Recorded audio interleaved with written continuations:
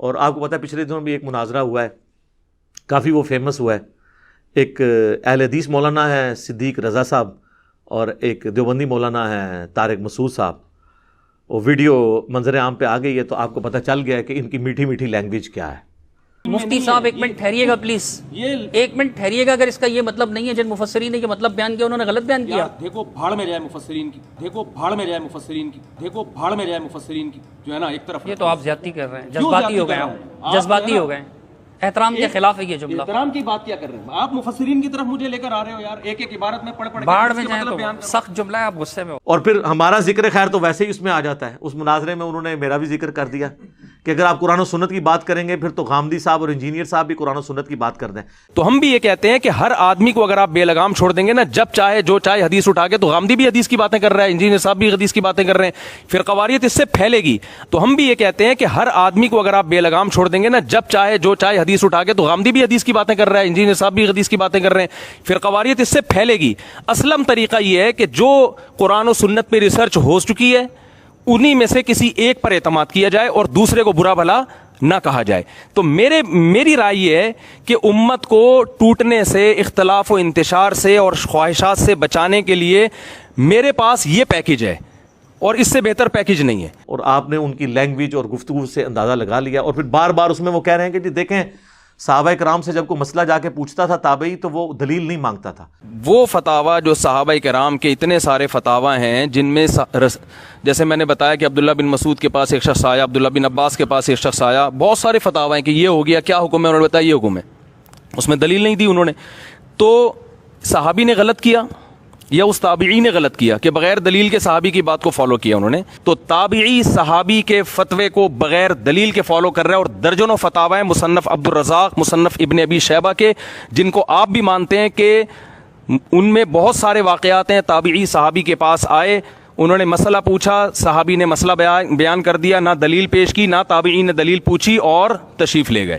سر دلیل اس لیے نہیں مانگتا تھا کہ حضرت عبداللہ ابن مسعود حنفی دیوبندی اور حضرت عمر فاروق حنفی بریلوی نہیں تھے، وہ دونوں ہی محمدی تھے، تو دلیل پوچھنے کی ضرورت نہیں تھی، دونوں نے ایک ہی بات کرنی تھی. دلیل وہاں مانگی جاتی ہے جب دو ڈیفرنٹ باتیں کریں. آج تو آپ حنفی امام حنیفہ کی جائز روحانی اولاد، چلے میں کہہ لیتا ہوں، دونوں آپس میں ایک دوسرے کو مسلمان ماننے کے لیے تیار نہیں ہو. المحنت پڑھ لیں، حسام الارمین پڑھ لیں، تو آج تو ہم پوچھیں گے نا بھی دلیل پیش کرو. یہ مثال دینا غلط ہے کہ صحابہ کرام علیہم رضوان، تو میں نے آپ کو کئی ایک احادیث نہیں پیش کر دی ہیں کہ صحابہ کرام علیہم رضوان میں جب اختلاف ہوتا تھا تو کس طرح وہ دوسرے صحابی سے دلیل مانگ لیتے تھے. یا ایھا الذین آمنوا اطیعوا اللہ واطیعوا الرسول، اے اہل ایمان اطاعت کرو اللہ کی اور اس کے رسول کی. اطاعت کرو اللہ کی اور اطاعت کرو اس کے رسول کی. وَأُولِي الْأَمْرِ مِنْكُمْ، اور جو تم میں اولو الامر ہے نا ان کی بھی اطاعت کرو. لیکن اس کے ساتھ اطیعوا نہیں آیا. اس کی حکمت اس آیت کے اگلے حصے میں کھل جائے گی کہ ایبسولوٹ اطاعت کس کی ہے؟ اللہ اور اس کے محبوب صلی اللہ علیہ وآلہ وسلم کی. اور آج کی ڈیٹ میں اللہ اور اس کے رسول سے مراد کیا ہے؟ قرآن اور صحیح الاسناد احادیث، کتاب و سنت. کیونکہ آج نبی علیہ السلام ایز این انسٹیٹیوشن ہے ہمارے پاس، فزیکلی تو سامنے موجود نہیں ہے، ان کی تعلیمات ہے.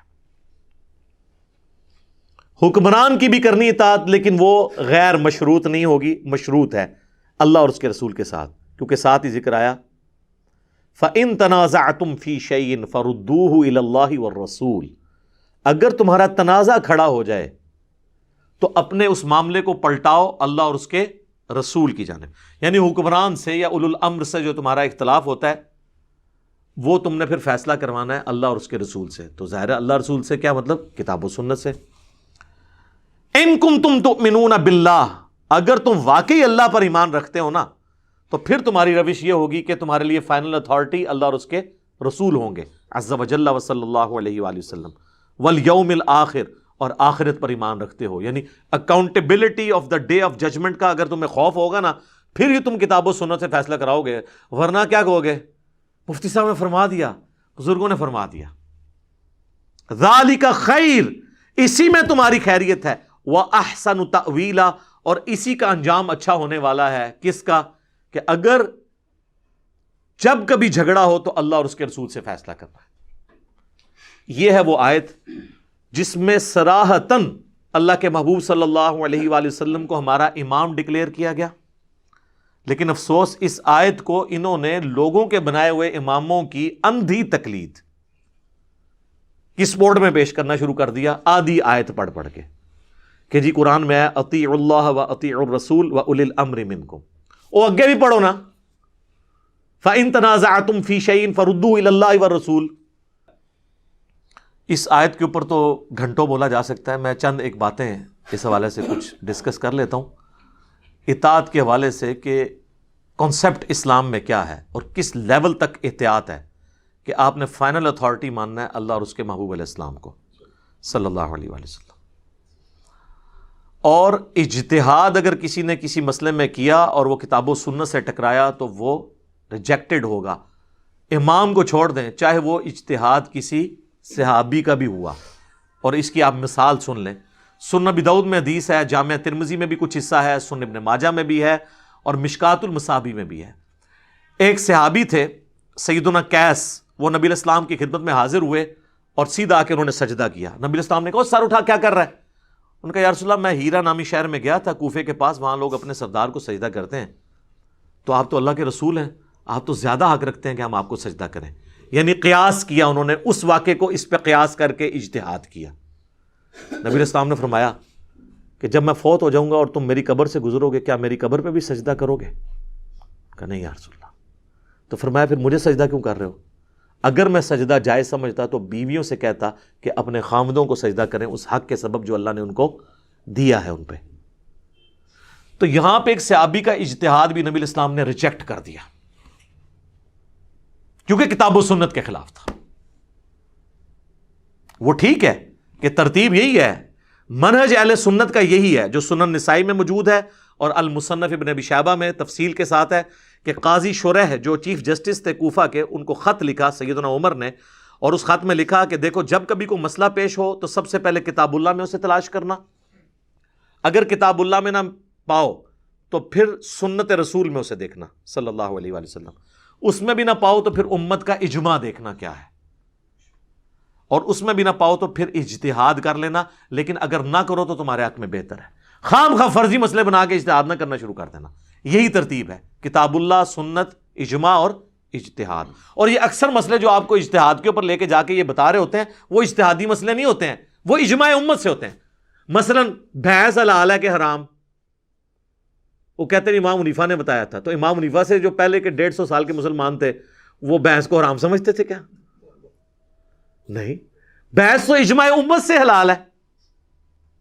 اس کے اوپر میری پوری ویڈیو آپ دیکھ لیں. تو یہ اکثر مسئلے جو کہتے ہیں اجتہادن نہیں ہوتے، وہ اجماعی مسئلے ہیں جو المستدرک للحاکم میں حدیث ہے، المعجم الکبیر طبرانی کے اندر موجود ہے. نبی علیہ السلام نے فرمایا کہ میری امت کبھی بھی گمراہی پر جمع نہیں ہوگی، یعنی پوری امت جمع نہیں ہوگی، کوئی نہ کوئی حصہ مخالفت کر دے گا، اور جہاں پہ پوری امت جمع ہو جائے گی تو جماعت پہ اللہ کا ہاتھ ہے. تو یہ اجماع کی حجیت کے اوپر یہ حدیث دلیل ہے. اور اس کو سپورٹو سورہ نساء کی آیت نمبر 115 بھی ہے کہ جو سبیل المؤمنین ہے اس کا راستہ اختیار کرنا ہے، مومنین کے راستے کا، اور جو اس سے ہٹے گا پھر اللہ تعالیٰ اس کا رخ اسی طرف موڑ دے گا جس گمراہی کی طرف وہ جائے گا. امام شافعی رحمہ اللہ نے اس آیت کو اجماع کی حجیت پہ دلیل مانا ہے اور امت نے ان کی اس بات کو ایکسیپٹ کیا. تو آپ دیکھ لیں نبی علیہ السلام نے اس اجتہاد کو ریجیکٹ کر دیا سجدے والے کو، اور یہ ایسی تربیت تھی کہ پھر ٹرانسفر ہوئی آگے. بخاری اور مسلم دونوں میں حدیث ہے، مولا علی رضی اللہ تعالیٰ عنہ علیہ السلام روایت کرتے ہیں کہ نبی علیہ السلام نے قافلہ روانہ کیا اور اس میں امیر بنایا ایک انصاری صحابی کو. ان کو اپنے ساتھیوں پہ راستے میں غصہ آیا، اور غصہ اتنا زیادہ آیا کہ انہوں نے کہا کہ لکڑیوں کا ایک الاؤ جلاؤ بہت بڑا، اور کہا کہ میں تمہیں حکم دیتا ہوں کیونکہ میری اطاعت رسول اللہ کی اطاعت ہے اور رسول اللہ کی اطاعت اللہ کی اطاعت ہے، کیونکہ بخاری مسلم میں حدیث ہے جس نے میری اطاعت کی، جس نے میرے بنائے ہوئے امیر کی اطاعت کی اس نے میری اطاعت کی، جس نے میری اطاعت کی اس نے اللہ کی اطاعت کی، جس نے میرے بنائے ہوئے کسی امیر کی نافرمانی کی اس نے میری نافرمانی کی، جس نے میری نافرمانی کی اس نے اللہ کی نافرمانی کی. تو اب میں تمہیں حکم دیتا ہوں. اس انصاری صحابی نے کہا کہ تم سب کے سب آگ میں کود جاؤ. تو ان صحابہ نے کہا ہم نے تو آگ سے بچنے کے لیے رسول اللہ کا دامن پکڑا تھا صلی اللہ علیہ وسلم، تو ہمیں پھر اسی آگ میں پھینک رہا ہے، ہم تیرا حکم نہیں مانیں گے. انہوں نے نہیں کہا کہ جی آپ تو صحابہ کرام کی اطاعت نہیں کرتے ہیں، ڈائریکٹ صحابی آپ کو ایک مسئلہ بتا رہا ہے. یہ نہیں کہا انہوں نے. اور جب واپس آئے نبی علیہ السلام کو شکایت کی. اس حدیث میں الفاظ ہیں کہ پھر تھوڑی دیر بعد جب آگ ٹھنڈی ہوئی تو اس صحابی کا غصہ بھی ٹھنڈا ہو گیا. حضور کے پاس شکایت آئی تو آپ صلی اللہ علیہ وسلم نے فرمایا کہ اگر تم اس آگ میں کودتے تو جا کے سیدھے جہنم کی آگ میں نکلتے، کیونکہ وہ صحابی تمہیں غلط طرف لے کے چل رہا تھا. اس لیے یہ لے کے بزرگوں کو اور مفتیوں کو اور اماموں کو لے کے بیٹھے ہوئے. ہم اماموں کی کوئی توہین نہیں کرتے، اماموں کی یہ تعلیمات ہی نہیں ہے کہ وہ اس قسم کی چیزیں بتائیں. شاہ ولی اللہ دہلوی نے حجت اللہ البالغہ میں سارے اماموں کے، خصوصاً 4 بڑے جو امام ہیں، امام حنیفہ، امام مالک، شافعی، احمد بن حنبل رحمہم اللہ اجمعین ورضی اللہ عنہم اجمعین وعلیہم السلام اجمعین کے اقوال نقل کیے ہیں کہ وہ کہتے ہیں کتاب و سنت کو حجت مانو. آج کی ڈیٹ میں اگر ہم کرسچینٹی کو کنڈیم کرتے ہیں تو عیسیٰ ابن مریم کی ہم توہین نہیں کرتے. انہوں نے کہیں نہیں کہا کہ آپ اس قسم کے عقیدے رکھو. تو اماموں کی کہیں تعلیمات یہ نہیں تھی. صحابہ کرام دیکھیں کس طرح اس چیز کو لیتے تھے اور پھر وہ امپلیمنٹ کرتے تھے. ایک اور حدیث سنیں، صحیح مسلم میں حدیث ہے کہ نبی علیہ السلام نے فرمایا کہ سونے کے بدلے سونا، چاندی کے بدلے چاندی، گندم کے بدلے گندم، جو کے بدلے جو، کشمش کے بدلے کشمش، ان کا کاروبار صرف دست بدست اور ہم وزن ہو سکتا ہے، اس کے علاوہ ہوگا تو یہ سود ہے اور حرام ہے. اس حدیث کے کانٹیکسٹ میں آتا ہے کہ ایک سفر میں سیدنا عبادہ ابن صامت رضی اللہ تعالیٰ عنہ حضرت معاویہ کے ساتھ رضی اللہ تعالیٰ عنہ شریک تھے. یہ صحیح مسلم شریف ہے، مولانا شریف نہیں ہے. تو حضرت معاویہ نے اناؤنسمنٹ کی کہ بھئی جن فوجیوں کی تنخواہیں ہیں نا، تو وہ سونے اور چاندی کے برتن جو رومن امپائر سے ہمیں ملے ہیں جزیے کی شکل میں، ان میں سے اپنی اپنی تنخواہ کے مطابق جو ہے نا وہ سونا چاندی کے برتن اٹھا لیں اندازے سے. تو حضرت عبادہ ابن صامت وہاں کھڑے ہوئے. انہوں نے کہا نبی علیہ السلام نے تو منع فرمایا جب تک ہم وزن نہ ہو. اب ایک بندے کی تنخواہ 10 دینار ہے اور وہ برتن اندازے سے 12 دینار کا اٹھا لے تو وہ سود لے رہا ہوگا. تو یہ اس طریقے سے نہ کرو تم. اور جب انہوں نے وہاں خطبہ دیا تو وہ سارے فوجی جو ہیں وہ برتن اٹھانے سے باز آ گئے کہ یہ تو ہم حرام کام کر رہے ہیں، یہ سودی کام ہے. تو اس پہ حضرت معاویہ کو غصہ آیا. انہوں نے وہاں خطبہ دیا کہ یہ لوگ آ کے یہاں پہ ہم سے حدیثیں بیان کرتے ہیں، حالانکہ ہم بھی رسول اللہ کے ساتھ رہے ہیں، ہم نے تو کبھی کوئی ایسی حدیث نہیں سنی. حالانکہ حضرت معاویہ رضی اللہ تعالیٰ عنہ تو فتح مکہ پہ مسلمان ہوئے تھے.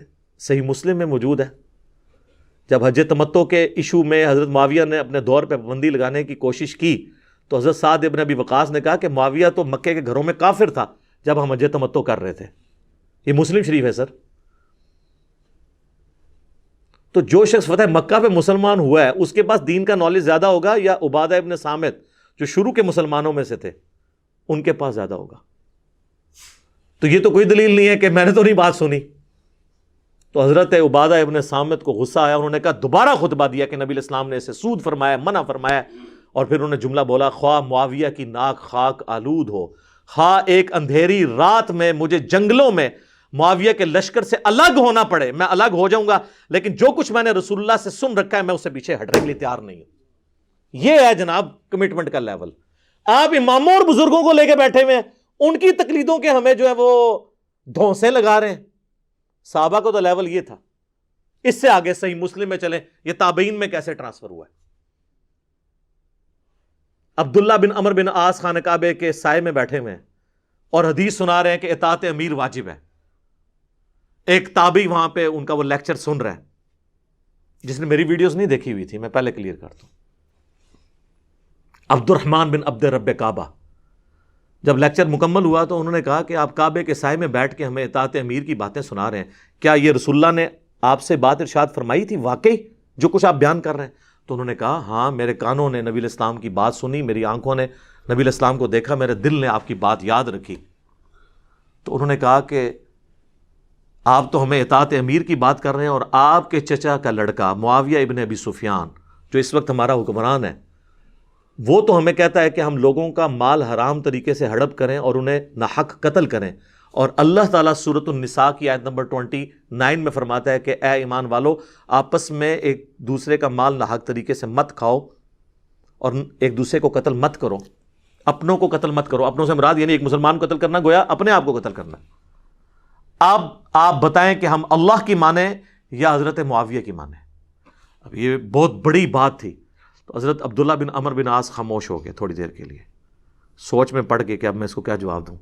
پھر انہوں نے کہا جو ان کو کہنا چاہیے تھا کہ تم معاویہ کی اطاعت کرو ان کاموں میں جس میں وہ اللہ کی طرف تمہیں بلائے, اللہ کی اطاعت کے اندر اندر, اور جس معاملے میں وہ اللہ کی نافرمانی کا کہے تم اس کی نافرمانی کرو. اور اس کو سپورٹی وہ حدیث ہے بخاری و مسلم کی جو میں نے وہ آگ کا الاؤ جلانے والی بیان کی تھی, اس میں اینڈ پہ الفاظ ہیں مسلم شریف میں کہ نبی علیہ السلام نے فرمایا کہ اللہ کی معصیت کے اندر مخلوق کی اطاعت نہیں ہے, مخلوق کی اطاعت صرف معروف میں ہے, منکر میں نہیں ہے. اور یہاں پہ بھی انہوں نے وہی بات کی حضرت عبداللہ بن عمر بن عاص نے کہ معاویہ کی اطاعت کرو اللہ کی اطاعت کے اندر, جہاں وہ تمہیں اللہ کے خلاف چلائیں ان کا حکم مت مانو. اب مجھے بتائیں یہ اس طرح کی کئی حدیثیں میں بیان کر سکتا ہوں, پھر آپ مجھے بتائیں یہ تقلید کا یہ ڈرامہ رچا کے بیٹھے ہوئے ہیں یہ کہاں پہ فٹ بیٹھتا ہے؟ ایک اور حدیث ہے جی صحیح بخاری اور صحیح مسلم میں متفق علیہ حدیث ہے, اور مزے کی بات ہے یہ ایک بنو امیہ کے خدمت گزار نے بیان کی ہے, مروان بن حکم نے, اور بیان کس سے کر رہا ہے؟ امام زین العابدین سے, سیدنا علی بن حسین بن علی سے. وہ کہتا ہے کہ جی میں اس مجلس میں موجود تھا جہاں پہ سیدنا عثمان اور سیدنا علی کا اختلاف ہو گیا حج تمتع کے مسئلے میں. ہائے ہائے ہائے. اور وہ مروان کے الفاظ ہیں کہ جب حضرت علی نے دیکھا کہ حضرت عثمان مسلسل اپنے اس موقف پہ قائم ہے کہ وہ حج تمتع پہ پابندی لگا رہے ہیں, تو سیدنا علی نے ان کو پہلے تو سمجھایا کہ یہ سنت قیامت تک کے لیے حضور نے جاری کی ہے. بخاری مسلم میں حدیث ہے کہ قیامت تک کے لیے حج اور عمرہ یوں داخل ہو گئے, حضور نے انگلیاں یوں داخل کی کہ اب یہ علیحدہ نہیں ہو سکتے, مشرکین عرب کی رسم رسول اللہ نے توڑ دی صلی اللہ علیہ وآلہ وسلم. تو مروان کہتا ہے کہ میں اس مجلس میں موجود تھا جب حضرت علی نے دیکھا کہ حضرت عثمان اپنی بات سے پیچھے نہیں ہٹ رہے, تو انہوں نے کہا کہ میں کسی شخص کے کہنے پہ رسول اللہ کی سنت نہیں چھوڑ سکتا خواہ آپ ہی کیوں نہ ہو. اور پھر انہوں نے کہا کہ میں حج اور عمرہ اکٹھا کرنے کی نیت کرتا ہوں. یہ حدیث بھی بخاری و مسلم کی اس بات کا ثبوت ہے کہ خلیفہ راشد سے بھی اختلاف ہو سکتا ہے, سنت کو آپ نے پرائرٹی دینی ہے. حج تمتع کا عمل سیدنا علی نے جاری فرمایا اس حوالے سے. اور اس کو سپورٹی وہ حدیث بھی ہے جو جامعہ ترمذی میں ہے, جب اہل شام میں سے ایک شخص آ کے بنو امیہ پارٹی کا پوچھتا ہے, پہلے آ کے وہ سوال پوچھتا ہے عبداللہ بن عمر سے کہ حج تمتع سنت ہے کہ جائز ہے یا ناجائز؟ انہوں نے کہا جائز, ناجائز یہ تو سنت ہے. تو ان کا آپ کے والد تو اسے منع کرتے تھے, تو انہوں نے سیدھا جواب دیا کہ بھلا بتاؤ اگر کسی کام کو نبی علیہ السلام جاری فرمائے اور میرے والد اس سے روکیں تو میرے والد کی بات مانی جائے گی یا اللہ کے نبی کی؟ اس نے کہا اللہ کے نبی. تو انہوں نے کہا پھر نبی علیہ السلام نے حج تمتع کیا ہے, اس کو سنت کے طور پہ جاری کیا ہے. تو یہ الحمدللہ واقعات اس طرح کے درجنوں واقعات ہیں, لیکن یہ وہ لوگ جانتے ہیں ان واقعات کو جو احادیث پڑھتے ہیں, جو درس نظامی کے 8 سال میں 7 سال تک بزرگ بابوں کی فقہ پڑھتے رہتے ہیں, ان کو بیچاروں کو کیا پتا کہ کتاب و سنت کے اندر کیا موجود ہے. تو ہم تو صرف عرض ہی کر سکتے ہیں. ایک اور حدیث سنیں, بخاری مسلم دونوں میں حدیث ہے, حضرت حسان بن ثابت مسجد میں اشعار پڑھ رہے تھے نعتیہ, حضرت عمر وہاں سے گزرے, خلیفۃ المسلمین ہیں, انہوں نے یوں کر کے دیکھا, انہوں نے کہا, حسان نے کہا اے عمر اس طرح نہ مجھے دیکھ, تجھ سے بہتر شخصیت مسجد میں بیٹھی ہوتی تھی, میں انہیں بھی اشعار سناتا تھا نعتیہ. تو حضرت عمر نے بھی آگے سے نہیں کہا کہ میری اطاعت تو واجب ہے, علیکم بسنتی و سنت الخلفاء الراشدین المہدیین, نہیں, ان کو پتا تھا فَإِن تَنَازَعْتُمْ فِي شَيْءٍ فَرُدُّوهُ إِلَى اللَّهِ وَالرَّسُولِ, ہاں خلیفہ راشد ہی کیوں نہ ہو. انہوں نے کہا گواہ پیش کرو, ان کا یہ ابو ہریرہ بیٹھے ہیں. تو حضرت ابو ہریرہ نے کہا اے امیر المومنین واقعی نبی صلی اللہ علیہ وآلہ وسلم حضرت حسان سے نعت سنتے تھے, اور وہ نعتی اشعار مسلم شریف میں اوپر تلے کئی احادیث میں موجود ہیں, بلکہ بخاری مسلم میں حدیث ہے اور اس میں بھی وہ الفاظ موجود ہے. حضرت ابو ہریرہ کہتے ہیں کہ حضرت حسان کے لیے تو حضور نے دعا کی تھی, اے اللہ روح قدس کے ذریعے ان کی مدد فرما, جس طرح عیسیٰ ابن مریم کی مدد کی تھی تو نے, تو ان کے لیے تو دعا ہے. تو حضرت عمر وہاں سے خاموش ہو کے چلے گئے. اچھا, اس سے یہ بھی پتا چلا کہ حضرت عمر خلیفۃ المسلمین ہونے کے باوجود ان کو یہ حدیث نہیں پتا تھی. یہ جو آپ کہتے ہیں نا اتنے بڑے مفتی صاحب کو کچھ نہیں پتا, اتنے بڑے بزرگ امام کو نہیں پتا, حضرت عمر سے بڑا کون سا مفتی ہے اور امام ہے؟ حضرت عمر کو بھی نہیں پتا تھا کہ نعت سننا سنت ہے نا, یہ بھی گل وچوں نکلتی ہے. ہاں جی, اور اس قسم کے کئی ایک واقعات ہیں. بخاری مسلم دونوں میں حدیث ہے, حضرت ابو ہریرہ جو سب سے زیادہ حدیثوں کے راوی ہیں, وہ نبی علیہ السلام کی وفات کے بعد 30 سال تک یہ فتویٰ دیتے تھے کہ جو جنوبی ہے جب تک غسل نہ اتار لے روزہ نہیں رکھ سکتا. اما عائشہ تک جب بات پہنچی تو اما عائشہ نے کہا کہ خدا ابو ہریرہ پر رحم کرے، نبی علیہ السلام جنبی ہوتے تھے احتلام کی وجہ سے نہیں، یعنی انہوں نے شرم کے مارے کہا کہ اپنی بیویوں کی صحبت کی وجہ سے، مراد یہ کہ ان کو یہ پتہ بھی ہوتا تھا کہ میں جنبی ہوں، اس کے باوجود وہ ختم سحری کے بعد غسل اتار لیا کرتے تھے، فجر کا وقت داخل ہونے کے بعد۔ حالانکہ یہ تو بندہ پلان بھی کر سکتا ہے کہ یار میرے پہ غسل فرض ہے، میں چلو رات کو ہی کر کے سو جاؤں، تو حضرت عائشہ نے اس کے لیے کیا لفظ استعمال کیا؟ بغیر احتلام کے جب جنبی ہوتے تھے تو بھی ایسے کر لیتے تھے۔ جب حضرت ابو ہریرہ تک بات پہنچی تو انہوں نے کہا یہ میرا ذاتی فتویٰ تھا، مجھے اس حدیث کا نہیں پتا تھا، تو میں اب رجوع کرتا ہوں۔ تو اگر حضرت ابو ہریرہ جو سب سے زیادہ حدیثوں کے راوی ہیں ان تک حدیث نہیں پہنچی ہوئی ہے، تو امام حنیفہ، امام شافعی، امام احمد بن حنبل، امام مالک کے نام کے اوپر آپ لوگ ان کو بدنام کرنے کے لیے آپ نے ایک تقلید کے نام کے اوپر ایک مصیبت کھڑی کر دی۔ میرا ایک مسئلہ نمبر 197 ہے اماموں کی گستاخی کا فتویٰ، میرے پہ انہوں نے لگایا تھا، میں نے اس میں کئی ایک مثالیں اور پیش کی ہیں، اور آپ کو یہ بھی کہتے ہوئے نظر آئیں گے کہ جی وہ سعودیہ والے ہمارے حنبلی بھائی ہیں۔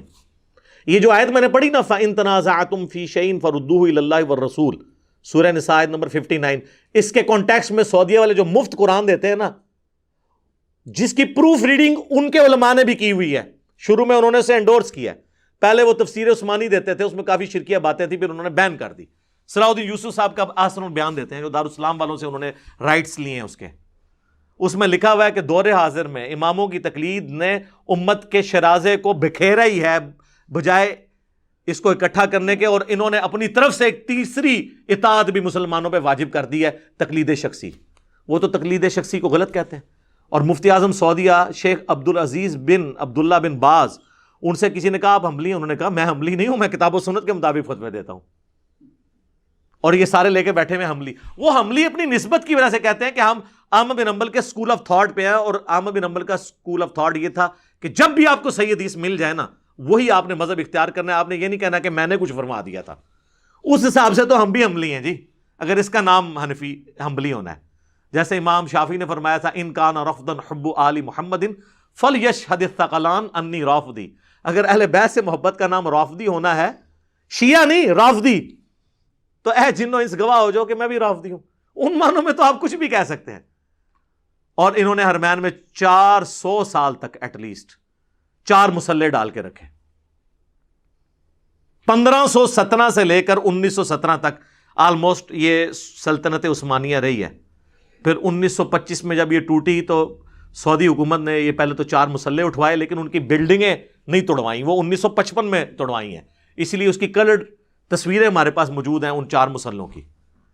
آپ ذرا امیجن کریں کہ ایک حرم کے اندر ایک اللہ، ایک رسول، ایک قرآن کے ماننے والے 4 جماعتیں علیحدہ علیحدہ کراتے تھے، اور دوسری طرف کہتے ہیں یہ ہمارے سارے بھائی ہیں، ہم آپس میں بھائی ہو تو امام تو چلو اس طرح کر لو کہ فجر صرف حنفی پڑھا لیں، سارے ان کے پیچھے پڑھ لیں، ظہر شافی پڑھا لیں، پھر تو بھائی، چاروں اپنی اپنی جماعت کراتے تھے۔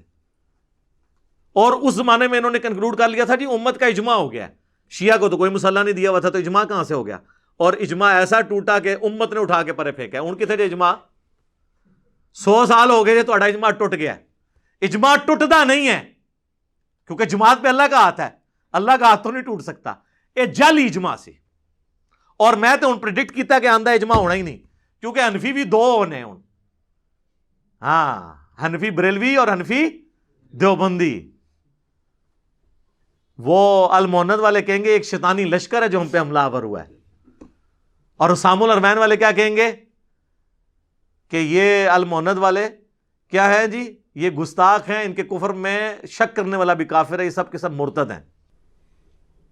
احکام شریعت کے اندر جب ان سے سوال ہوا وہابیہ کے ذبیحہ کے بارے میں تو انہوں نے کیا کہا؟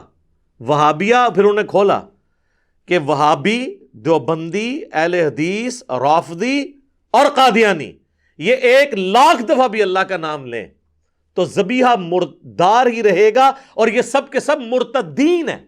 یہ بھی ساتھ لکھا ہوا ہے۔ مرتدین کیا مطلب؟ اسلام چھوڑ گئے ہیں، واجب القتل ہیں۔ البتہ یہود و نصارہ کا ذبیحہ حلال ہے، واقعی وہ اللہ کے نام کا لیں تو یہود و نصارہ کا حلال ہے، لیکن انہوں نے یہود و نصارہ سے بدتر کسے کہہ دیا؟ اہل حدیث کو، دیوبند کو اور شیعہ کو۔ اور نہ صرف بدتر کہا بلکہ کہا کہ یہ مرتد بھی ہیں، یعنی واجب القتل، نعوذ باللہ من ذالک۔ تو یہ اب یہ اجماع دوبارہ ہونے کا نہیں ہے، لہٰذا یہ تقلید کے اوپر مناظرے کرنا، خام خواہ کی بحثیں کرنا. اور آپ کو پتہ ہے پچھلے دنوں بھی ایک مناظرہ ہوا ہے، کافی وہ فیمس ہوا ہے.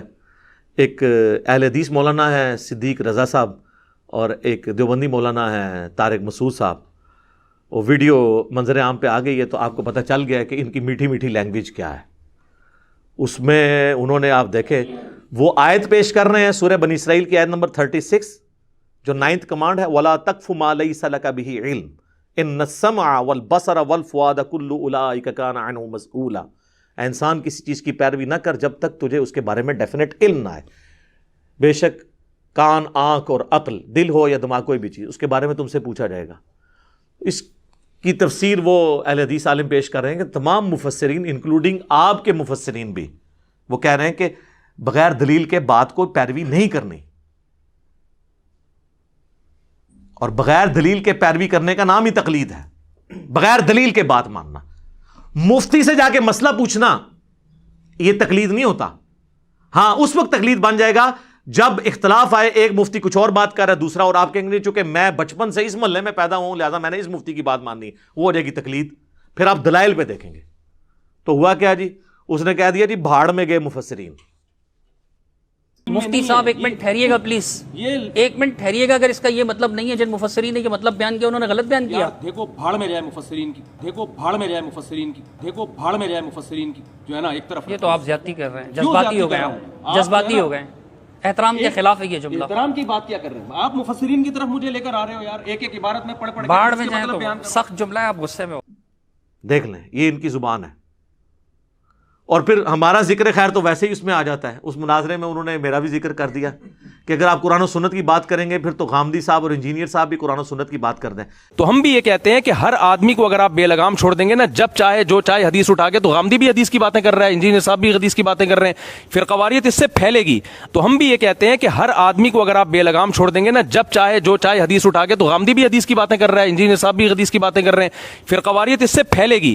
اسلم طریقہ یہ ہے کہ جو قرآن و سنت میں ریسرچ ہو چکی ہے انہی میں سے کسی ایک پر اعتماد کیا جائے اور دوسرے کو برا بھلا نہ کہا جائے. تو میری رائے یہ ہے کہ امت کو ٹوٹنے سے، اختلاف و انتشار سے اور خواہشات سے بچانے کے لیے میرے پاس یہ پیکج ہے اور اس سے بہتر پیکج نہیں ہے. پہلی بات ہے مجھے غامدی صاحب کے ساتھ کمپیئر نہ کریں، یہ جان بوجھ کے کرتے ہیں مجھے بدنام کرنے کے لیے. غامدی صاحب کی میں عزت ضرور کرتا ہوں لیکن سب سے زیادہ علمی اختلافات جس شخص نے ان سے ویڈیو میں ریکارڈ کروائے ہیں وہ میں ہی ہوں، چاہے وہ پردے کا مسئلہ ہو، نزول عیسیٰ کا مسئلہ ہو اور ایشوز ہو. لہٰذا وہ جان بوجھ کے ذکر کرتے ہیں اور مجھے بیچ میں گھسیٹنے کی کوشش کرتے ہیں. تو خام خواہ اس میں، اور آپ نے ان کی لینگویج اور گفتگو سے اندازہ لگا لیا. اور پھر بار بار اس میں وہ کہہ رہے ہیں کہ جی دیکھیں صحابہ کرام سے جب کوئی مسئلہ جا کے پوچھتا تھا تابعی تو وہ دلیل نہیں مانگتا تھا. وہ فتاوا جو صحابہ کرام کے اتنے سارے فتاوا ہیں جن میں جیسے میں نے بتایا کہ عبداللہ بن مسعود کے پاس ایک شخص آیا، عبداللہ بن عباس کے پاس ایک شخص آیا، بہت سارے فتاوا ہیں کہ یہ ہو گیا، کیا حکم ہے؟ انہوں نے بتایا یہ حکم ہے، اس میں دلیل نہیں دی انہوں نے. تو صحابی نے غلط کیا یا اس تابعی نے غلط کیا کہ بغیر دلیل کے صحابی کی بات کو فالو کیا انہوں نے؟ تو تابعی صحابی کے فتوے کو بغیر دلیل کے فالو کر رہے ہیں. اور درجنوں فتاوا ہیں مصنف عبد الرزاق، مصنف ابن ابی شیبہ کے، جن کو آپ بھی مانتے ہیں کہ ان میں بہت سارے واقعات ہیں تابعی صحابی کے پاس آئے، انہوں نے مسئلہ پوچھا، صحابی نے مسئلہ بیان کر دیا، نہ دلیل پیش کی، نہ تابعی نے دلیل پوچھی اور تشریف لے گئے. سر دلیل اس لیے نہیں مانگتا تھا کہ حضرت عبداللہ ابن مسعود حنفی دیوبندی اور حضرت عمر فاروق حنفی بریلوی نہیں تھے، وہ دونوں ہی محمدی تھے، تو دلیل پوچھنے کی ضرورت نہیں تھی، دونوں نے ایک ہی بات کرنی تھی. دلیل وہاں مانگی جاتی ہے جب دو ڈیفرنٹ باتیں کریں. آج تو آپ حنفی امام حنیفہ کی جائز روحانی اولاد، چلیں میں کہہ لیتا ہوں، دونوں آپس میں ایک دوسرے کو مسلمان ماننے کے لیے تیار نہیں ہو. المحنت پڑھ لیں، حسام الارمین پڑھ لیں، تو آج تو ہم پوچھیں گے نا بھی دلیل پیش کرو. یہ مثال دینا غلط ہے کہ صحابہ کرام علیہم رضوان، تو میں نے آپ کو کئی ایک احادیث نہیں پیش کر دی ہیں کہ صحابہ کرام علیہم رضوان میں جب اختلاف ہوتا تھا تو کس طرح وہ دوسرے صحابی سے دلیل مانگ لیتے تھے. بخاری مسلم سے پیش نہیں کیا حسان ابن ثابت کے حوالے سے. حضرت عمر نے کہا کہ یہ غلط ہو رہا ہے، ابو ہریرہ نے کہا نہیں سر ٹھیک ہو رہا ہے. تو جہاں کبھی وہاں پہ بھی اختلاف آتا تھا نا تو وہ آپس میں ایک دوسرے سے پوچھ لیا کرتے تھے. ہاں جب اختلاف نہیں ہوگا پھر تو سب کی بات ہے، کیونکہ سب کا استاد محمد رسول اللہ صلی اللہ علیہ وآلہ وسلم. لہٰذا آج کے دور میں یہ بات کرنا کہ صحابہ کرام سے کوئی دلیل نہیں مانگتا تھا، دلیل مانگی جاتی تھی سر. یہ جتنی میں نے آپ کو احادیث بیان کی ہیں جس میں انہوں نے صراحتاً ان کے ساتھیوں نے ان کی مخالفت کی ہے، وہ اسی لیے کی ہے تاکہ یہ پتہ چلے کہ قرآن و سنت کو ماننا ہے آپ نے، نہ کہ آپ نے اندھی تقلید کرنی ہے. لہذا یہ تقلید کے حوالے سے یہ جتنی ڈسکشن ہے بالکل ہی فضول ہو رہی ہوتی ہیں. جو ایک بات کو پکڑ کے گھسیٹتے ہیں، وہ اصل مسئلہ یہ ہے کہ صحابہ کی مثال دینا غلط ہے. صحابہ کرام رضوان کے زمانے میں دونوں طرف ایک طرح کی رائے ہوتی تھی. ہاں جہاں کہیں اختلافی بات ہوتی تھی وہاں پہ بالکل پھر حدیثیں بیان ہوتی تھی. تو وہ میں اسی پہ کنکلوڈ کر دیتا ہوں، ویسے تو ہزاروں باتیں کرنے والی.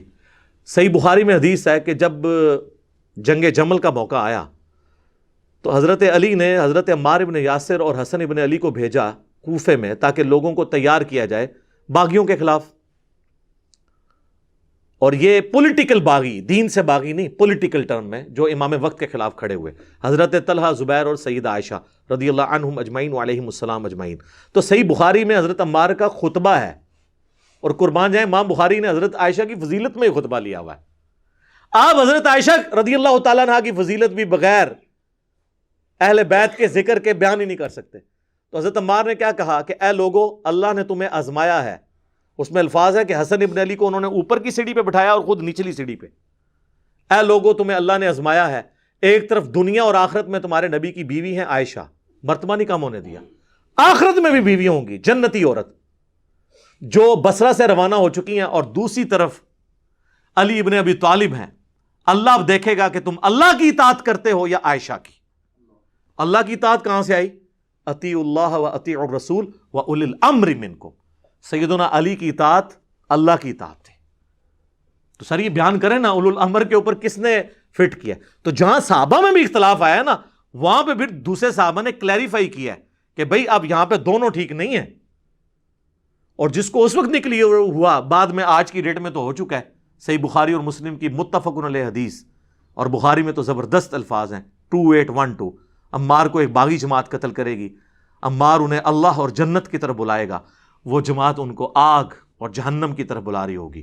تو بعد میں تو کلیئر ہو گیا کہ حضرت علی کی پارٹی جنت کی پارٹی، اور مخالفین جہنمی نہیں، جہنم کی طرف بلانے والا عمل تھا ان کا، کیونکہ وہ اولو الامر منکم کے تحت انہوں نے خلیفہ وقت کی مخالفت کی تھی.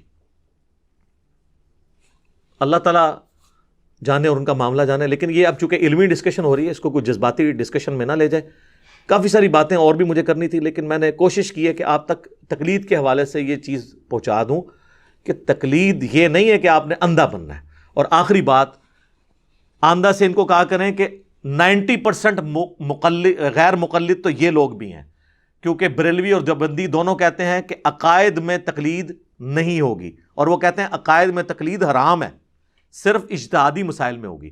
یار جب عقیدے دلائل سے لے رہے ہو تو اجتہادی مسائل تو ویسے ہی چھوٹے ہیں، اور آج کے تو اجتہادی مسائل آپ کو تقی عثمانی صاحب بتا رہے ہیں اور مفتی منیب الرحمان صاحب. کیونکہ امام حنیفہ کو تو پتہ ہی نہیں تھا انتقال خون کا مسئلہ، پوسٹ مارٹم کا مسئلہ، اعضاء کی پیوندکاری کا مسئلہ، کتبین پہ نماز کا مسئلہ، کینگرو کا مسئلہ، وہ تو میں نے بتایا. تو کیا اب ہم آج کل کے لوگوں کے مقلد ہیں؟ نہیں. اجتہاد اسلام کی خوبصورتی ہے، قیامت تک یہ دروازہ کھلا رہے گا. فکس چیز کیا ہے؟ کتاب اللہ، سنت یا اجماع. تو اس سے آپ یہ سمجھ لیں کہ یہ جو بحثیں کر رہے ہوتے ہیں ان کو یہ سمجھ نہیں ہے کہ اصل مسئلہ کیا ہے. جب عقیدوں میں آپ نہیں تقلید کر رہے ہیں تو اجتہادی مسائل تو چھوٹی چیز ہے. خدا کے لیے اس کے اوپر آپ لوگوں کے ساتھ نہ لڑا کریں. اور پھر ایسے ایسے واقعات سناتے ہیں، وہ کہتے ہیں جی پھر یہ کیا ہوا، ایک بندے کا خون نکلیا اور وہ اس وقت وہ شافی بن کے وضو بچا لے، اور پھر بیوی کو ہاتھ لگ جائے تو پھر انفی بن کے. اور بھائی دونوں کیس میں محمدی بنے. بخاری مسلم میں حدیث ہے، اما عائشہ کہتی ہیں کہ حجرہ تنگ تھا، نبی علیہ السلام نوافل رات کے پڑھ رہے ہوتے تھے، میں سامنے لیٹی ہوتی تھی، سجدے میں جب جانے لگتے تھے میرے پاؤں کو ٹو دیتے تھے، میں پاؤں سمیٹ لیتی تھی. اس حدیث سے رزلٹ نکلا کہ عورت کو ہاتھ لگانے سے وضو نہیں ٹوٹتا. اور ابو داؤد میں حدیث ہے کہ ایک صحابی کو نبی علیہ السلام نے پیرے پر مقرر کیا، ہائے ہائے ہائے، انہوں نے قرآن کی سورت شروع کی اور کافروں نے تیر چلانے شروع کیے، اور وہ پڑھتے رہے یہاں تک کہ انہوں نے سورت مکمل کی. کافی زخمی ہو گئے، تیر لگے اتنے زیادہ، پورے کپڑے خون آلود ہو گئے. تو نبی علیہ السلام تک بعد میں بات پہنچی. دوسرے صاحب نے کہا آپ نے ہمیں جگا لینا تھا. اور نماز مختصر. انہوں نے کہا میں نے سورج شروع کی تھی, میں نے سوچا اس کو مکمل ہی کروں. ٹھیک ہے, تو یہ فضائل اعمال میں واقعہ لکھا ہے شیخ زکریا کاندلوی نے, اور اس سے انہوں نے نماز کی کمٹمنٹ صحابہ کی بتائی ہے.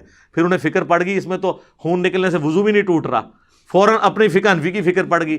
تو انہوں نے کہا کہ خون نکلنے سے جو وضو ٹوٹنے کا مسئلہ ہے نا, اس میں امام شافعی کے نزدیک وضو نہیں ٹوٹتا. ہو سکتا ہے کہ وہ صحابی بھی اسی مذہب پر ہوں. ہاں جی, جب ہم یہ بات کرتے ہیں نا, وہ کہتے ہیں جی وہ اصل میں مذہب دونوں کا ایک کا مطلب یہ نہیں کہ انہوں نے صحابی کو شافعی کہا ہے. ہمیں بھی پتہ ہے, ہم خام خانی مذاق اڑائیں گے, لیکن ہم کہتے ہیں آپ کی مت کیسی ماری جاتی ہے کہ آپ ذکر اس طرح کر رہے ہو کہ ایک عام بندے کو کیا میسج آ رہا ہے کہ وہ صحابی بھی اسی مذہب پہ ہوں. کہنا چاہیے تھا کہ شافعی بھی اسی مذہب پر تھے. اس جملے کو اگر آپ سیدھا کر دینا تو آپ کا مذاق اڑانا چھوڑ دیں گے. لوگ کہتے ہیں جی آپ مذاق اڑا رہے ہیں. مذاق اس لیے اڑاتے ہیں کہ آپ نے الٹا اس کو لے کے چلے. تو جو لوگ صحابہ کرام کو شافعی المذہب بتا دیں, سر دونوں کیس میں آپ حنفی اور شافعی سے بلند ہو کر محمدی بنے. ٹھیک ہے جی. عورت کو ہاتھ لگانے کے مسئلے میں وضو نہ ٹوٹنے کا ایشو میں امام حنیفہ کا موقف درست ہے, اور خون نکلنے سے وضو نہ ٹوٹنے کے مسئلے میں امام شافعی کا موقف درست ہے. لہذا موجے ماریں, کہتے ہیں مرضی کا دین لیں گے. مرضی کا دین نہیں, اللہ کے نبی کا دین جو آسمانوں سے نازل ہوا ہے. اور ہم آپ سے ریکویسٹ کرتے ہیں کہ مرنے سے پہلے اے مسلمان کر لے اس پہ غور. کتابوں کا خدا اور ہے, بابوں کا خدا اور, یعنی جن کا تعارف کتابوں سے ہوا وہ اللہ اور ہے, اور جو آپ کو بابے تعارف کرواتے ہیں نا, وہ آسمانی مذہب جو ہے اس میں وہ والا تعارف نہیں ہے اللہ کا. ٹھیک ہے, تو بس یہی عرض کرنا تھا. اور اینڈ پہ آپ کو دعوت دوں گا کہ ہمارے محبوب صلی اللہ علیہ وآلہ وسلم کو اللہ تعالیٰ نے یہ تعلیم دی کہ جب بھی بات ہونی ہے کتابی بات ہونی چاہیے. سورۃ الاحقاف کی آیت نمبر 4 میں ایتونی بکتاب من قبل ھذا او اثارۃ من علم ان کنتم صادقین. اے نبی, اگر یہ کافر آپ سے بحث کریں تو ان سے کہو کہ میرے پاس کوئی کتاب لے کر آؤ. اگر قرآن کو نہیں مانتے, اس سے پہلے الہامی کتابوں میں کوئی بات لکھی ہوئی ہے نا جو تمہارے شرکی عقیدے کو سپورٹ ہے, اور لے کے آؤ. یا انبیاء کے آثار, علم کے آثار. انبیاء کے آثار یہی ہے نا, علم کے آثار. اگر تم سچے ہو تو کیا کہا, ایتونی بکتاب من قبل ھذا او اثارۃ من علم. کتاب بھی آ گیا اور علم بھی. تو یہی تو ہم کہہ رہے ہیں کہ نہ میں وابی نہ میں بابی, میں ہوں مسلم علمی کتابی. یہ قرآن کی آیت سے ہی میں نے ڈیڈکٹ کیا, اور اس کو سپورٹیو حدیث ہے جو حجۃ الوداع کی حدیث ہے. صحیح مسلم میں تو حجۃ الوداع کا جو خطبہ امام جعفر نے نقل کیا امام باقر سے, اور امام باقر نے جابر بن عبداللہ سے. امام باقر ہے محمد بن علی بن حسین بن علی, حضرت حسین کے پوتے علیہم السلام اجمعین. وہ کہتے ہیں کہ نبی علیہ, بڑی لمبی حدیث ہے, نبی علیہ السلام نے حجۃ الوداع کے موقع پر فرمایا تھا میں اپنے باتوں میں ایک ایسی چیز چھوڑ کے جا رہا ہوں جسے مضبوطی سے پکڑ لوگے کبھی گمراہ نہیں ہوگے, وہ اللہ کی کتاب ہے. مسلم میں جو حجۃ الوداع کا خطبہ ہے اس میں صرف کتاب اللہ ہے. البتہ المستدرک للحاکم میں ایک حدیث ہے, الموطا امام مالک میں وہ چھوٹا ہوا واسطہ ہے, حاکم میں کہ میں اپنے بعد 2 چیزیں چھوڑ کے جا رہا ہوں, ایک اللہ کی کتاب اور دوسرے اس کے نبی کی سنت صلی اللہ علیہ وآلہ وسلم. آج کی ڈیٹ میں جو سنت احادیث سے ڈرائیو ہوگی, عملی تواتر سے, جو اجماع امت سے چل رہی ہے. اور یہ یعنی سنت کو ماننا کتاب اللہ ہی کو ماننا ہے. سورہ نساء میں آیا نا, من یطع الرسول فقد اطاع اللہ, جس نے رسول کی اطاعت کی گویا اس نے اللہ کی اطاعت کی. اور میں نے تو اس میں ایک اور حدیث ایکسپلور کر لی ہے کتاب اللہ اور سنت کے اوپر, مسلم شریف میں بھی 394 نمبر حدیث کہ عیسیٰ ابن مریم جب دنیا میں تشریف لائیں گے تو راوی حدیث کہتا ہے کہ وہ تمہیں تمہارے رب کی کتاب اور تمہارے نبی کی سنت کے مطابق چلائیں گے. سر فقہ حنفی کے مطابق نہیں چلائیں گے. کتاب اللہ اور سنت کا ذکر مسلم شریف کی حدیث میں بھی موجود ہے. ہاں, ان کے بڑے بزرگوں نے لکھا ہے, وہ جسے کہتے ہیں شیخ احمد سرندی, یا کہتے ہیں وہ 1000 سال کا مجدد ہے, مجدد الفسانی, کہ وہ کہتے ہیں ہمارے بزرگوں نے کشف کے ذریعے دیکھا ہے کہ حضرت عیسیٰ علیہ السلام بھی فقہ حنفی کے مطابق عمل کریں گے. پھر ان کو شرم آئی کہ یہ تو بہت بڑا دعویٰ ہے ان کا. نہیں, امام حنیفہ کے ساتھ ان کا اجتہاد مل جائے گا. وہ پہلے قرآن حدیث ملا, عقیدے ملا, اجتہاد کیڑا, اجتہاد تے آج نہیں پہ ملتا. آج کے 90% مسائل امام حنیفہ کے دور کے مسائل ہی نہیں.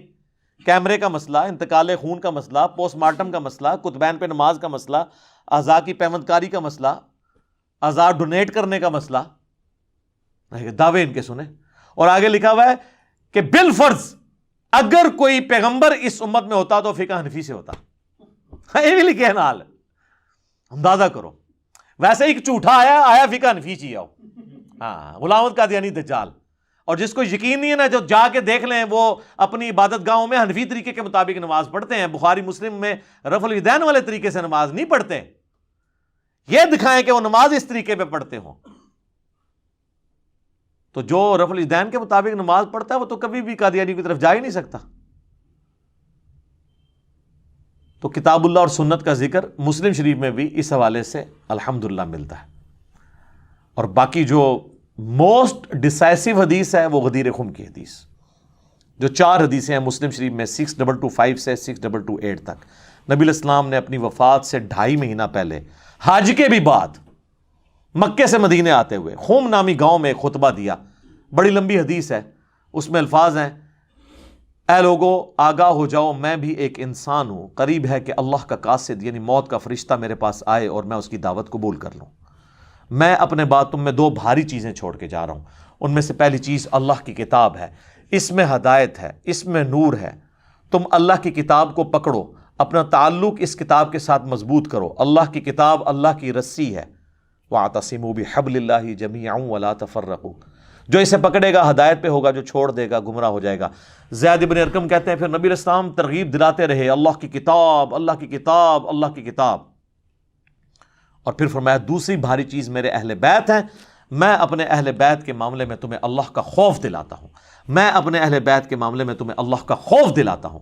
میں اپنے اہل بیت کے معاملے میں تمہیں اللہ کا خوف دلاتا ہوں، یعنی ان کے ساتھ حسن سلوک کرنا. لیکن امت بالکل الٹ چلی، نہ قرآن کو پکڑا نہ اہل بیت کو زندہ چھوڑا. اور وہ آج تک آپ خمیازہ بھگت رہے ہیں اس کا. باقی کتابوں میں یہ حدیث آگے بھی چلتی ہے، مسند امام احمد میں، سنن نسائی الکبریٰ کے اندر، جامعہ ترمذی کے اندر، کہ نبی علیہ السلام نے اسی موقع پر سیدنا علی کا ہاتھ پکڑ کے یوں عوام میں بلند کیا صحابہ میں اور کہا: من کنت مولاہ فہذا علی مولاہ. جس کا مولا میں، اس کا مولا علی. جس کا جگری یار میں، اس کا جگری یار علی. جس کا آقا میں، اس کا آقا علی. جس پر میں حق رکھتا ہوں اس پر علی بھی حق رکھتے ہیں. یہ تینوں معنی درست ہیں، کیونکہ حضور نے اپنی سپورٹ میں آیت تلاوت کی. صحابہ سے کہا کہ میں کیا تم پہ تمہاری جانوں سے بڑھ کر حق نہیں رکھتا؟ النبی اولا بالمؤمنین من انفسہم وازواجہم امہاتہم. نبی مومنین کی جانوں پر ان سے بڑھ کر حق رکھتے ہیں، اور نبی کی بیویاں امت کی مائیں ہیں. حضور نے کہا تم میرا یہ حق ولایت تسلیم کرتے ہو؟ صحابہ نے کہا بلا. تو فرمایا پھر من کنت مولاہ فہذا علی مولاہ. تو سر اس کے ساتھ پھر کیا مطلب نکلا؟ اس کا آقا ہی نکلا نا، کہ جو اپنے اوپر میرا حق تسلیم رکھتا ہے وہ حضرت علی کا حق بھی تسلیم رکھے. تو یہ پلیٹ فارم ہے سر، غدیر خم پہ کھڑا ہے. توحید بھی قرآن کی بیان ہو رہی ہے اور اہل بیت کا دفاع بھی ہو رہا ہے. اہل بیت کے دشمنوں کے اگینسٹ بنو امیہ اور ان کے چمچوں اور ان کے خدمت گزاروں کے اگینسٹ ہم الحمدللہ کھڑے ہیں. یہ پلیٹ فارم غدیر خم پہ کھڑا ہے. حجۃ الوداع پہ بھی یہی کھڑا ہے. ہر چیز کا حوالہ کتاب و سنت سے، اللہ کے فضل سے. آخر میں آپ کو اپنی اکیڈمی کا نمبر بھی بتا دیتا ہوں. اس لیے نہیں کہ چندہ بھیجیں، آن لائن ٹرانسفر کریں، نہ سر. فری ریسرچ پیپرز منگوائیں، کربلا والا بھی فری. صرف ڈاک کا خرچہ 300 آپ نے دینا ہے. فری آئیں گے 12 کا پیکج، 9 ریسرچ پیپرز، 3 اذکار کارڈ. اور احادیث کی کتابیں بھی نو پروفٹ نو لاس کے اوپر، مارکیٹ سے آدھی قیمت کے اوپر. بخاری، مسلم، مشکات آپ منگوا سکتے ہیں. صرف آپ نے ڈاک کا خرچہ دینا ہے اور اس کی وہ آدھی قیمت آپ نے دینی ہے. اس کے لیے صبح 9 سے لے کر شام 5 بجے تک ہماری اکیڈمی کا نمبر ہے 032159000162. اور اگر باہر سے کریں گے تو +92 کے کوڈ کے ساتھ 32159000162. بیچ میں نمازوں کا وقفہ بعض اوقات آ جاتا ہے، آپ ٹرائی کرتے رہیں، انشاءاللہ آپ کا نمبر مل جائے گا. تو آپ ڈاک منگوا سکتے ہیں. باقی یہ کوئی کمائی کے لیے نہیں، اللہ کے فضل سے ہماری اپنی جیب سے پیسے لگ رہے ہوتے ہیں اس کے اوپر. صرف ہم کہتے ہیں کہ لوگوں کے پاس کتابیں آ جائیں. میں اکثر کہتا ہوں کہ میری یہ بلٹ پروف شیٹ جو ہے نا، یہ کتابیں ہیں. میرے تک پہنچنا ان کتابوں کو پھر نعوذ باللہ آپ کو انکار کرنا پڑے گا. میں تو اس طرف بیٹھا ہوا ہوں نا، میں جو کچھ پیش کر رہا ہوں ان کتابوں سے کر رہا ہوں. تو ٹھیک ہے آپ انکار کریں، میرے تک تو آپ نہیں پہنچیں گے، آپ خود ہی وہاں پہنچ جائیں گے جہاں پہ شیطان آپ کو پہنچانا چاہتا ہے، اور ان کتابوں کو پکڑ لیں گے اور پیار اور محبت کے ساتھ آپ ایک دفعہ کہہ دیں گے کہ نہ میں بابی، میں ہوں مسلم علمی کتابی، تو انشاءاللہ تعالی آپ سچائی کے راستے تک پہنچ جائیں گے۔ اور پھر آپ نے اس دعوت کو بڑے سافٹ طریقے سے لوگوں تک پہنچانا ہے۔ کس طریقے سے؟ کہ آپ نے کہنا ہے کہ مرنے سے پہلے اے مسلمان کر لے اس پہ غور، کتابوں کا خدا اور ہے، بابوں کا خدا اور۔ جس خدا کا تعارف آسمان سے نازل ہونے والی کتاب میں اور نبی صلی اللہ علیہ وآلہ وسلم کی تعلیمات میں ہے، اس سے ہٹا کے آپ کو بابوں نے پیش کیا ہے۔ بابے مانتے اسی خدا کو تھے لیکن ان کوالٹیز کے ساتھ نہیں، اور کہنے کو تو دی سب کا اسلام ہے، لیکن کتابوں کا جہاں اور ہے، بابوں کا جہاں اور بقول ہمارے مرشد مصباحی صاحب کے، اس کا ایک اپنا ہی جہاں ہوتا ہے، اس کا ایک وکھرا جہاں ہوتا ہے۔ اب تو خیر ان کی کافی ساری باتیں آ گئی ہیں۔ اب انجینئر مرزا محمد علی کو کیا پتا بابا ہوتا کیا ہے؟ وہ تو اس کو تو حضرت جی جو پیچھے سے پیسے آ رہے ہیں نا، اس کو تو وہ نظر آ رہا ہے، اس کو کیا پتا بابا ہوتا کیا ہے؟ بابا اپنے زمانے میں ایک زمانہ ہوتا ہے، بابا اپنے جہاں میں ایک جہاں ہوتا ہے، اس کا وکھرا ایک جہاں ہوتا ہے۔ یہ اس کو نہیں پتا اور نہ اس کی باتوں میں آنا ہے۔ انشاءاللہ میرا ارادہ بن رہا ہے، کیونکہ اب وہ ہمارے بابوں کی طرف آ رہا ہے اور ہم نہیں اپنے بابوں کی برداشت کر سکتے۔ منوس تجھے کیا پتا بابے ہوتے کیا ہیں؟ تجھے کیا پتا باجزید کہتے کس کو ہیں؟ تجھے کیا خبر جنید کس ہستی کا نام ہے حضرت؟ اس لیے اس کی بات بھی نہ سنا کرو حضرت، وہ بھی دل میں شک ڈال دے گی حضرت۔ اور انشاءاللہ بس میں توفیق مانگ رہا ہوں اپنے اللہ سے، بڑی جلدی میں نے انشاءاللہ اس کا رد شروع کرنا ہے۔ ایویں بکواس کر رہا ہے اپنے کمرے میں بیٹھ، یہ کیا ہوا؟ تیرا کمرہ، تیرا کیمرہ، تیرے ہی لوگ، تیری کتابیں، تیری باتیں، کسی دن ہمیں بھی بلا نا، تو اسی طرح لائیو چلا نا بھائی، تیری اپنی دنیا، تیری اپنی باتیں، یہ کیا حضرت ہوا؟ اس لیے میرے دوستو آپ بھی تھوڑا آپ بھی دیکھو نا حضرت، وہ کیا بھائی، اگر وہ اتنا ہی حق پہ ہے تو کیوں ڈرتا ہے؟ ہم نہیں گنے لے کے جائیں گے، اور ہمیں گن کی لوڑ ہی نہیں، ہم تو درود والے ہیں حضرت، ہم نہیں برود والے حضرت، ہمارا درود ہی ہمارا برود ہے حضرت، ہمیں نہیں لوڑ کوئی بھی حضرت۔ ہاں بلائے نا حضرت، اگر وہ اتنا ہی سچا ہے۔ اگر اصل میں لوگوں کا بھی تھوڑا مزاج بن گیا ہے کہ باطل کو جلدی تسلیم کر لیتے ہیں حضرت، بات اتنی جلدی نہیں ہے حضرت جی۔ اگر چلو 100 نکال دیا تو کیا 1300 سالوں سے دنیا باطل پہ تھی، آج تو حق والا جم پڑا ہے، تجھے کیا نظر آ گیا الو کے پٹھے؟ تو بہرحال یہ جو ہے نا کتابیں پڑھا کرو حضرت جی، خود دیکھا کرو کہ ہمارے بڑے تھے کیا ہے۔ اب تو پتہ نہیں کیا ہو رہا، نہیں جی اسی تے انج مننا ہے، او بھائی انج نہ من جویں وڈیاں نے منے، تو بھی انج ہی من یار، یہ نہ کھیل نہ یار، اپنے چاء اور لاڈ میں اس طرح نہ کر، یہ تیرا چاء لاڈ غلط ہے، او بھائی اس طرح ہی من جویں انہوں نے منیا یار، نہ کر، نہ امت نو پاڑ، خدا دا واسطہ جی نہ کرو اس طرح، نہ کرو اس طرح حضرت۔ اور میں بزرگ بیٹھی ہیں، خدا کا واسطہ اپنی سٹیجوں کے رنگ بدلو یار، خدا کا نام لو یار، کیا کرنے نکلے ہو تم؟ میں آپ سب سے بٹھا دوں ایسوں کو نیچے، تھلے بیٹھ، سانو نہ سنا ہے، سانو وہ سنا جڑی وڈیاں نے لکھی ہے، سانو نہ سنا ہے، نہ اسی تیری سننی، تو اپنا نواں کول ہی رکھ، سانو نہ اپنا نواں دے تو کوئی، ہاں یہ بدلو بھائی اپنی سٹیجوں کا رنگ، یہ بالکل یہ غلط ہو رہا ہے سارا۔